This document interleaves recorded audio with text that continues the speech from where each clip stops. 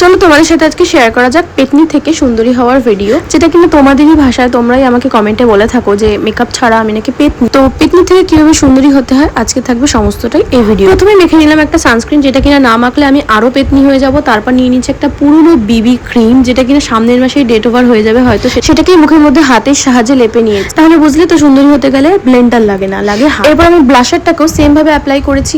অবশ্যই এটা ব্লাশার না, এটা একটা লিপস্টিক। এবার যা বিবি ক্রিম মেখেছি সেটাকে সেট করার জন্য নিয়েছি একটা পাউডার। আর পাউডারটা সবসময় এইভাবে আঙুল দিয়ে ড্যাব ড্যাব করে বার করতে হয়, সেটা আমি তোমাদের শিখিয়ে দিলাম।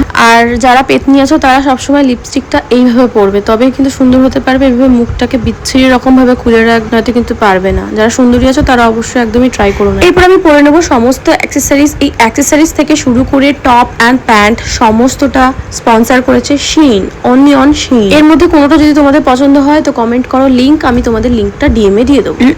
দেখো দেখো পারলাম নাকি পেতনি থেকে সুন্দরী হতে।